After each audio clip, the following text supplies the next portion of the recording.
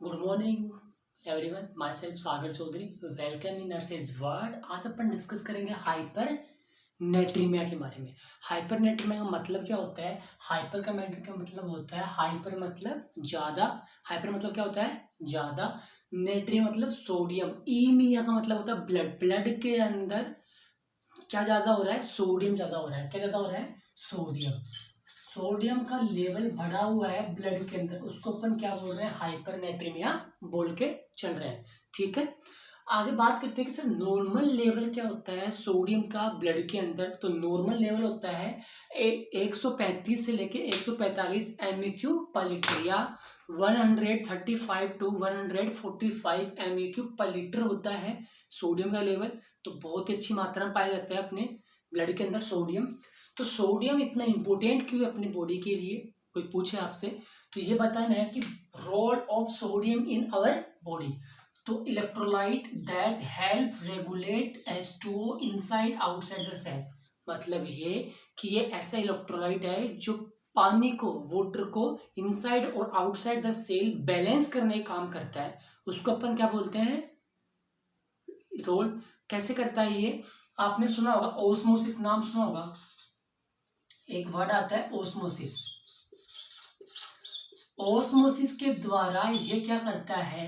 अपने blood water को regulate करता है by the help of osmosis. उसमें क्या होता है, अब जो फ्लूइड है वो लोअर कंसंट्रेशन से हाई कंसंट्रेशन की ओर जाता है, उसको अपन ओस्मोसिस बोलते हैं। ओस्मोसिस का डिटेल में आपको मैं पढ़ा दूंगा बाद में अगली क्लास में कि ओस्मोसिस क्या होता है। ठीक है, उसके बाद में बात करते हैं कि कोजेज क्या है, कोज ऑफ हाइपरनेट्रीमिया। तो कोज क्या होता है इसमें? एक मिनोमिक को याद कर लेना, हाई साल्ट। मिनोमिक क्या है? हाई साल्ट है। H for hypercortisolism. Hypercortisolism मतलब ये, इसमें क्या हो रहा है? कुशिंग डिजीज, कुशिंग सिंड्रोम के अंदर हाइपर कोर्टिकोलिज्म होता है। कोर्टिसोल का लेवल बढ़ता है, उसको अपन बोलते हैं हाइपर कोर्टिकोलिज्म।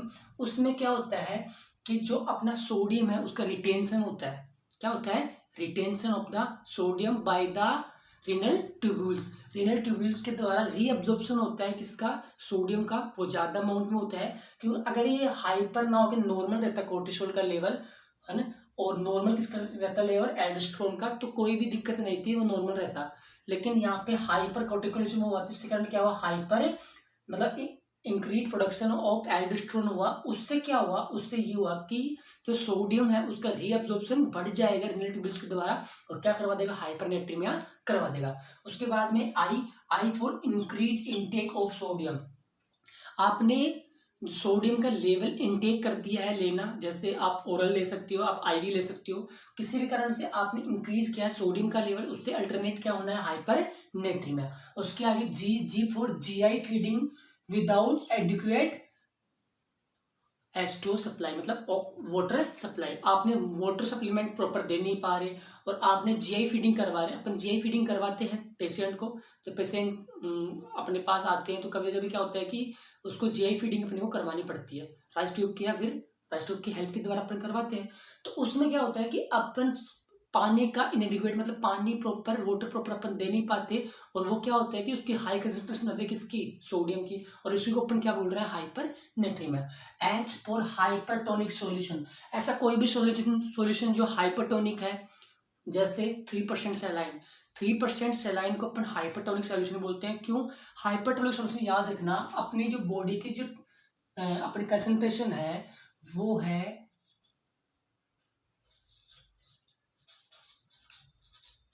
ये अपनी बॉडी कंसेंट्रेशन है। ठीक है, इसके आसपास का जो भी जितना भी फ्लूइड कंसेंट्रेशन है वो अपन मानते हैं आइसोटोनिक। इससे कम उसको मानते हैं अपन हाइपोटोनिक, और इससे ज्यादा उसको अपन क्या मानते हैं? हाइपरटोनिक। तो यहाँ पे क्या है? 3% सेलाइन क्या होता है? हाइपरटोनिक सॉल्यूशन होता है। वो इस कंसेंट्रेशन से बाहर, बहुत ज्यादा बाहर होता है, इसलिए वो कैसा सॉल्यूशन है? हाइपरटोनिक सॉल्यूशन है। अगर उसको अपन देंगे, सेलाइन के अंदर खुद क्या है? इसके अंदर सोडियम क्लोराइड है। इसमें क्या है? सोडियम क्लोराइड है। तो ये सोडियम तो आएगा, है ना, तो ये तो बढ़ेगा इसका लेवल। अगर इसका लेवल बढ़ेगा तो क्या बढ़ जाएगा? सोडियम का लेवल बढ़ेगा, तो हाइपरनेट्रीमिया करवाएगा।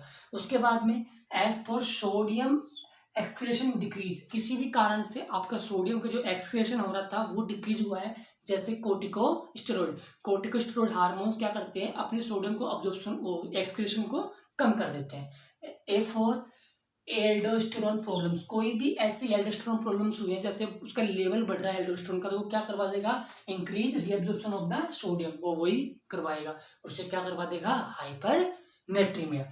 L for loss of fluid, किसी भी कारणवश आपका लॉस हुआ है फ्लूइड, उससे क्या होगा, हाइपरनेट्रीमिया हो सकता है। जैसे डिहाइड्रेशन, किसी भी पेशेंट में डिहाइड्रेशन होता है तो उसमें क्या होता है, हाइपरनेट्रीमिया। क्यों होता है कि डिहाइड्रेशन में आपने क्या कर दिया कि जो फ्लूइड था वो तो लॉस करवा दिया, लेकिन जो आपका क्या था, सपोज करना, मैं समझा रहा हूँ आपको कि ये कोई जार है, ये जार, इसमें क्या है, सोडियम है और साथ में क्या है, पानी है, यहाँ तक पानी है और बाकी का ये सोडियम पड़ा है इसके अंदर, ठीक है। अब ये नॉर्मल कितना था, रेशियो इसका कितना था, 1:1 था, ऐसे मान लो 1:1। अब सेकंड जार के अंदर क्या किया आपने, जो सोडियम है उसको वो तो उतना ही है, लेकिन यहाँ पे क्या हो गया, पानी कम हो गया। क्या कम हो गया, पानी कम हो गया। अब ये बताओ मुझे कि पहले ज्यादा गाढ़ा था या बाद में ज्यादा गाढ़ा हुआ, मतलब पहले ज्यादा कंसंट्रेट था अब ज्यादा कंसंट्रेट हुआ है, पहले थोड़ा कंसंट्रेट कम था अब ज्यादा कंसंट्रेट हो गया। तो क्यों, क्योंकि ये क्या हुआ है, इसका जो वाटर का लेवल था, जो मतलब जो फ्लूइड था वो कम हुआ है डिहाइड्रेशन से, उससे क्या हुआ, इसका लेवल कम हुआ और इसको बोलते हैं डाइल्यूशनल हाइपर नेट्रीमिया। क्या बोलते हैं इसको, डाइल्यूशनल हाइपर नेट्रीमिया। ये याद रखना, ठीक है, ये इंपॉर्टेंट टॉपिक है, कभी कंसेप्ट समझ में नहीं आता तो यहाँ पे ये कंसेप्ट है कि जब आपने उसको फ्लूइड को लॉस कर दिया डिहाइड्रेशन के द्वारा, तो जो, लेकिन सोडियम का लॉस नहीं हो पाया, सोडियम उतना उतना ही रह गया और जो पहले वाटर का लेवल था वो वाटर लेवल कम हो गया। तो अब पहले की तुलना में अब ज्यादा गाढ़ा हो चुका है, ज्यादा कंसंट्रेट हो चुका है फ्लूइड, इसलिए इसका नाम क्या पड़ गया,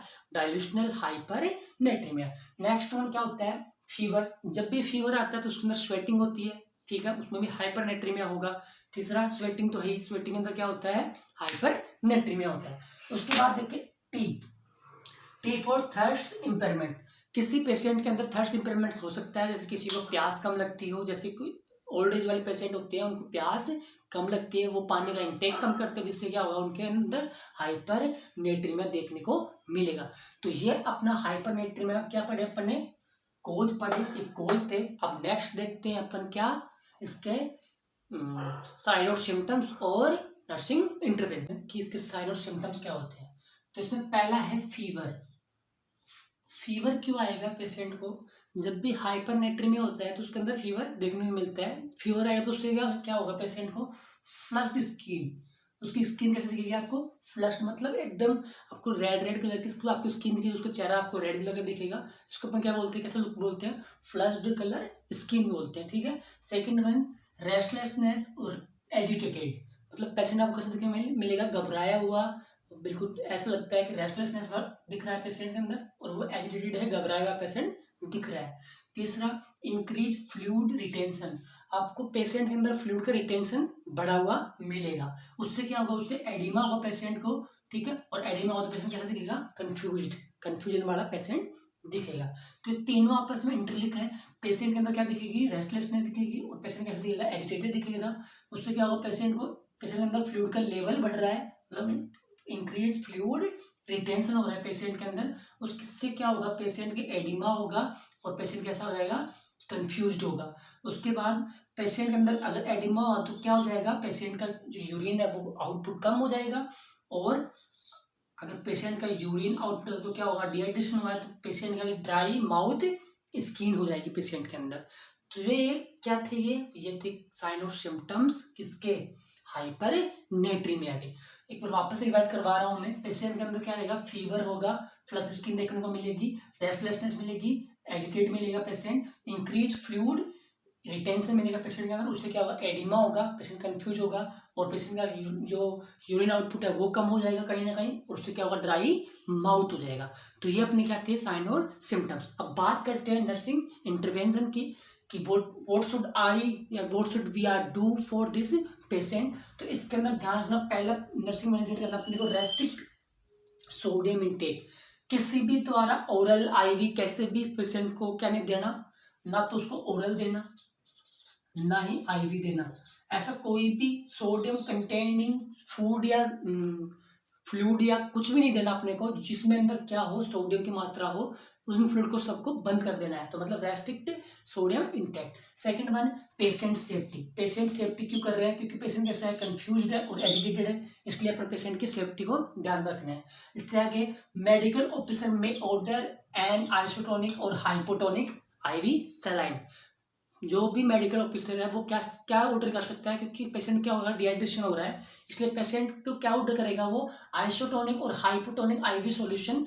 उसके अंदर कौन आता है, जिसकी भी 9% से कम परसेंटेज, मतलब कि जो सलाइन कितने हैं 0.9% NH से कम है ना, वो सारे क्या आते हैं, वो सारे आइसो वो हाइपोटोनिक आते हैं। 9 वाले क्या आते हैं, हाइपर आइसोटोनिक आते हैं, और 9 से ऊपर वाले क्या आते हैं, सारे हाइपरटोनिक आते हैं। तो यहाँ पे क्या दे रहे हैं, 0.45% NH अपन दे रहे हैं, सलाइन दे रहे हैं। वो क्या है, वो एक हाइपोटोनिक सॉल्यूशन है। जो क्यों कर रहे हैं ऑर्डर, क्योंकि अपने को डिहाइड्रेशन को बैलेंस करना है, उसके फ्लूइड को लेवल को बैलेंस करना है। हमेशा आइसोटोनिक हाइपोटोनिक सॉल्यूशन हमेशा एक स्लो रेट पे दिया जाता है आईवी के द्वारा। क्यों? क्योंकि अगर आपने इसको फास्ट दिया तो कंसंट्रेशन बढ़ेगी, उससे क्या होगा, जो बाहर का फ्लूइड है वो अंदर शिफ्ट होगा सेल के अंदर, और क्या करवा देगा, सेलुलर एडिमा। तो सेलुलर एडिमा से बचने के लिए हमेशा इसको बिल्कुल स्लो रेट पे अपने को सलाइन देना चाहिए। उसके बाद में last but not least, educate about diet. Patient को एजुकेट करो डाइट के बारे में कि क्या खाना है क्या नहीं खाना। हाई जो सोडियम डाइट रिचिंग फूड है वो अपने को अवॉइड करने हैं, उसके बारे में बताना है पेशेंट को, ठीक है।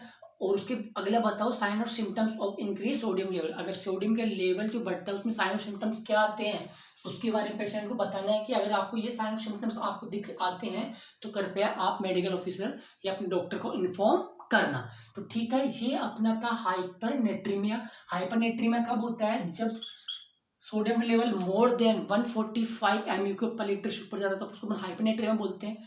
तो ये अपन ने पढ़ा हाइपरनेट्रीमिया, उसमें अपन ने पढ़ा क्या इसका रोल क्या है, उसका कोजेस क्या है हाइपरनेट्रीमिया के, साइन और symptoms of the hypernatremia, then nursing intervention.